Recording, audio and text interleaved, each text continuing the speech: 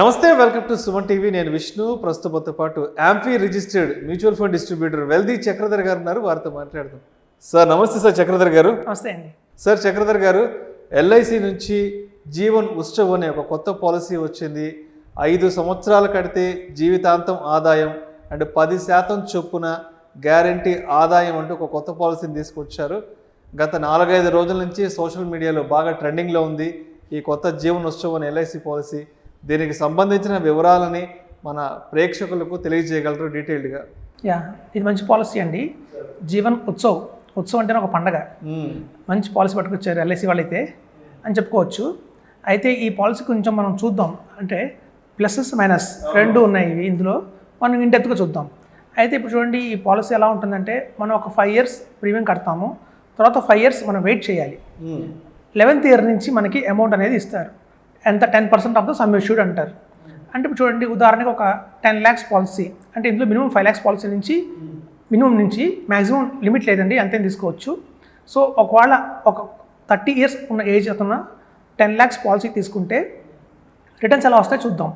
అయితే ఇప్పుడు ఒక 10 years మన కట్లో 5 years మాత్రమే మనం కడతాం. ప్రీమియం పేయింగ్ టర్మ్ అంటారు. అది కేవలం 5 years మాత్రమే ఉంటుంది. అయితే 10 lakhsకి 2 lakhs per annum కింద మనం ప్రీమియం కలెక్ట్ చేస్తామండి ఒక 30 years ఉన్న మనిషికి అయితే.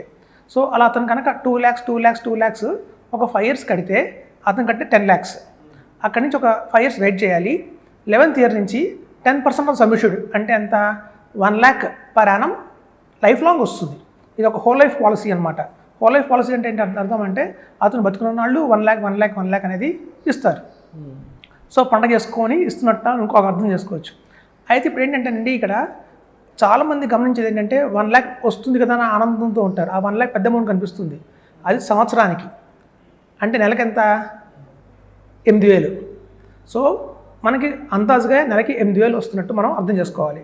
ఇప్పుడు చూడండి, వ్యూవర్స్ అందరూ కూడా ఒక పెన్ను పేపర్ పక్కన పెట్టుకొని చెప్పి కొంచెం జాగ్రత్తగా వింటే మనకు ఒక ఐడియా వస్తుంది.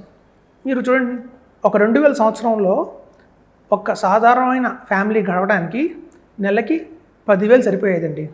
2000లో 2012 వచ్చేసరికి ఏమైందంటే ఈ 10,000 కాస్త 20,000 అయింది. అంటే ప్రతి 12 ఏళ్ళకి మన నిత్య అవసరాలు ఏవైతే ఉన్నాయో పర్ మంత్ డబల్ అవుతున్నాయి. 2000లో సంవత్సరంలో 10,000 అయితే 2012కి కరెక్ట్గా 20,000 అయింది. మళ్ళీ ఇంకో 12 ఏళ్ళు యాడ్ చేయండి, 2024 అంటే మనం ఉన్న ప్రస్తుతం ఉన్న కాలపు 2024 ఇప్పుడు 40,000 అయింది. అంటే మీరు గమనిస్తే బయట ఒక సాధారణమైన కుటుంబం గడవడానికి నెలకి 40,000 అయితే మినిమం కావాలి. అందుకే మన సెంట్రల్ గవర్నమెంట్ ఏం చేసిందంటే, నెలకి 40,000 అంటే అర్థం ఏంటండి, సంవత్సరానికి ఒక 5 లక్షలు వేసుకుందాం అందాజుగా. సో అప్ టు 5 lakhs దాకా మీరు ట్యాక్స్ కట్టద్దు ఉంటుంది. ఎందుకు వచ్చిందంటే ఆ ప్రణాళిక, ఒక 5 lakhs అంటే ఒక మధ్యతరగతి ఒక గడిపే అమౌంట్ కాబట్టి అప్ టు 5 lakhs దాకా అసలు ట్యాక్సే కట్టద్దు అని చెప్తుంది. సో మనకేంటంటే 45,000 ఇవాళ మనం తీసుకుంటే పరిగణలోకి మనం ఏం చెప్తున్నాం, ఇక్కడి నుంచి 10 ఏళ్ల తర్వాత మీకు ఇచ్చే రిటర్న్ మేము స్టార్ట్ చేస్తూ ఉంటున్నాం కదండి. జీవన ఉత్సవాల పాలసీలో ఏంటంటే 10 ఏళ్ళ తర్వాత మనకి స్టార్ట్ అవుతుంది వచ్చే ఎర్నింగ్స్ ఏవైతే ఉన్నాయో. సో ఇక్కడి నుంచి 10 ఏళ్ళ తర్వాత అంటే కరెక్ట్గా 2036 ఆ టైంలో మన నిత్యావసరాలకి 80,000 కావాలి. సో మన నిత్యావసరాలకి 80,000 కావాలి. వీళ్ళు ఇచ్చేది ఎంత, 10 lakhs పాలసీ తీసుకుంటే అంటే ఎంత 8,000 ఇస్తారు. సో ఖర్చు 80,000 ఉంది, వీళ్ళు ఇచ్చే 8,000కి ఎక్కడ పొంతనం ఉందా? సో సాధారణంగా ఏమనుకుంటారంటే ఒక పెన్షన్ ప్లాన్ లాగా తీసుకుంటారు. ఎందుకంటే లైఫ్ లాంగ్ మనం వీళ్ళకి అమౌంట్ ఇస్తాము అని ఎప్పుడైతే తెలిసి చెప్పిందో దాని మైండ్లోకి ఏమొస్తుందంటే ఒక పెన్షన్ ప్లాన్ లాగా ఉంది కదా, సో ఈ పెన్షన్ ప్లాన్ మనకి సరిపోతుందా లేదా అనేది మనం కనుక ఇట్లా క్యాలిక్యులేట్ చేసుకుంటే మనకు అర్థమవుతుంది. ఇప్పుడు చూడండి, అక్కడి నుంచి మళ్ళీ ఇంకొక 12 ఏళ్ళు అయితే 2048లో సగటు మనిషి జీవించడానికి 1,60,000 కావాలి నెలకి. నెలకి 1,60,000 కావాలన్నప్పుడు మనం వీళ్ళు ఇచ్చే 8,000 టాలీ అవ్వట్ల. కాబట్టి ఏంటంటే ఇది మధ్యతరగతి వాళ్ళకి అంత గొప్ప పాలసీ కాదండి. ఇది ఎవరిలాంటి వాళ్ళకి మంచి పాలసీ అంటే, ఇప్పుడు చూడండి, సెలబ్రిటీస్ ఉంటారు, హీరోస్, హీరోయిన్స్, డైరెక్టర్లు, అలాగే ఒక మంచి కాదండి వాళ్ళ షార్ట్ టర్మ్ వాళ్ళ ఇన్కమే 5 ఏళ్ళు ఉంటుంది. ఇప్పుడు చూడండి, ఒక హీరోయిన్కి ఒక 5 ఏళ్ళు భూమిలో ఉంటారు. సో ఆ తర్వాత ఇంక వాళ్ళకి ఏం ఉండదు, డెడ్ అయిపోతారు. సో కాబట్టి అట్లాంటి ఫిలిం ఇండస్ట్రీలో ఉన్న వాళ్ళకి కావచ్చు, లేదా స్పోర్ట్స్ పీపుల్ ఉంటారు చూసారా, క్రికెట్ ఆడేవాళ్ళు కానీ వీళ్ళందరికీ 10 సంవత్సరాల లోపే ఉంటారు.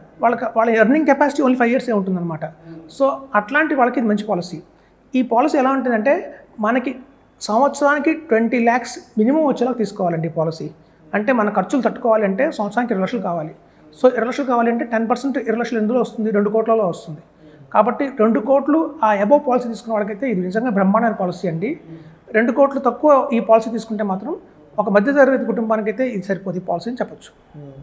ఎందుకంటే మనకి రాబోయే ఖర్చులకి వాళ్ళు ఇస్తున్న బెనిఫిట్స్కి టాలీ అవ్వట్ల. మనం ఏమనుకుంటాం, ఈ పాలసీ తీసేసుకున్నాం, ఇంకా మన బందాస్ అయిపోయింది, మన లైఫ్ సెటిల్ అయిపోయింది, రిటైర్మెంట్ గురించి ఆలోచించక్కర్లేదు, దేని గురించి భయపడాల్సిన లేదు అని అనుకుంటాం. ఈ రోజు మనకు ఆ పెద్ద అమౌంట్ కనిపిస్తుంది, 10,000 లక్ష రూపాయలు సంవత్సరానికి అంటే అబ్బా పెద్ద మాట అనుకుంటాం. కానీ ఆ రోజు వచ్చేసరికి దాని వాల్యూ ఎంత అవుతుందంటే చాలా పడిపోతుంది. సో కాబట్టి ఏంటంటే ఒక పాలసీ తీసుకునే ముందు 2 వైపులు ఆలోచించాలి. సో ఈ పాలసీలో బెనిఫిట్స్ బాగున్నాయి, కానీ ఆ బెనిఫిట్స్ మనం ఎంతవరకు మనకి ఉన్న సర్కమ్స్టాన్సెస్కి సపోర్ట్ చేస్తుంది అనేది కూడా బాగా ఆలోచించుకొని నిర్ణయం తీసుకోవాలని చెప్తున్నాం. కాబట్టి జీవనోత్సవం మంచి పాలసీయే హై నెట్వర్క్ వాళ్ళకి, అంటే ఎవరైతే 5 ఏళ్ళు సబ్ స్టేషన్ వాళ్ళకి ఈ బ్రహ్మాండమైన పాలసీ, ఈ బ్రహ్మాండమైన పాలసీ. కానీ మిడిల్ ఇన్కమ్, లో మిడిల్ ఇన్కమ్ వాళ్ళకి మాత్రం దీనికి జోలికి పోకండి, వెళ్ళి సోదరా గొద్దుల పడకరా అంటారు కదా, అట్లా ఈ పాలసీకి మనం తీసుకొని గొద్దుల పడకుండా ఉండాలి అని చెప్తున్నాం. సో కన్క్లూషన్గా ఇంకా ఏ ఫ్యాక్టర్స్ని మన దృష్టిలో ఉంచుకోవాలి అంటారు ఈ ఎల్ఐసి జీవనోత్సవం అనే పాలసీని తీసుకోవాలంటే? ఇందులో చూడండి, ఓన్లీ ఒక 5 yearsే కాదు, వాళ్ళు 6 years, 7 years, 8 years, maximum 12 years కూడా పెట్టారు. పీపీటీ అంటే ప్రీమియం పే ఇంటర్మ్ అని పెట్టారు. అలా తీసుకున్నప్పుడు ఏమవుతుందంటే, సపోజ్ ఎవరైతే కనుక 8 years మ్యాక్సిమం 8 years తీసుకున్నారంటే టెన్యూర్, అక్కడి నుంచి 2 years వాళ్ళు వెయిట్ చేయాల్సి ఉంటుంది. ఆ వెయిట్ చేసిన తర్వాత మాత్రం వాళ్ళకి payout 10% of the sum assured మాత్రం వాళ్ళకి లైఫ్ లాంగ్ కొనసాగిస్తున్నట్టు అవుతుంది. సో మనకి ఇన్కమ్ ట్యాక్స్ బెనిఫిట్ 80C కింద అప్ టు 1 lakh దాకా ఇంక ఎగ్జంప్షన్ వస్తుంది. అది కూడా బెనిఫిట్ ఉంది. ఇప్పుడు స్టార్ట్ చేస్తున్న సాఫ్ట్వేర్ ఇంజనీర్స్ కావచ్చు, వాళ్ళకి కొంచెం లాంగిటీ ఎక్కువ ఉంటుంది. కాబట్టి వాళ్ళు కనుక 15 years పీపీటీ తీసుకున్నా వాళ్ళకి బాగానే ఉంటుంది. కాబట్టి ఇప్పుడు పిల్లలు ఉన్నారనుకోండి, ఇది యాక్చువల్గా ఏంటంటే 90 days నుంచి కవర్ చేస్తున్నారు అనమాట. సో యాక్చువల్గా HDFC వాళ్ళది జీవన్ సంచయ్ అనే పాలసీ ఉంది మార్కెట్లో. ఆ HDFC జీవన్ సంచయ్కి ఇది కరెక్ట్గా సూట్ అయ్యే పాలసీ ఎల్ఐసి వాళ్ళు తీసుకొచ్చారు.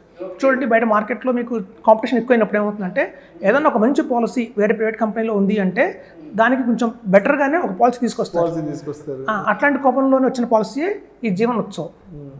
సో HDFC సంచయ్తో కంపేర్ చేసుకుంటే ఈ పాలసీ చాలా బాగుందని చెప్పచ్చు. Thank you so much Chakradhar గారు. గత 4-5 రోజుల నుంచి సోషల్ మీడియాలో బాగా ట్రెండింగ్ అవుతున్న ఎల్ఐసి జీవన్ ఉత్సవ్ అనే ఒక కొత్త పాలసీకి సంబంధించిన అన్ని వివరాలను, దాంట్లో ఉన్న మంచి చెడులు అన్నింటి గురించి మన ప్రేక్షకులకు చాలా డీటెయిల్గా తెలియజేశారు. Thank you so much sir. Thank you.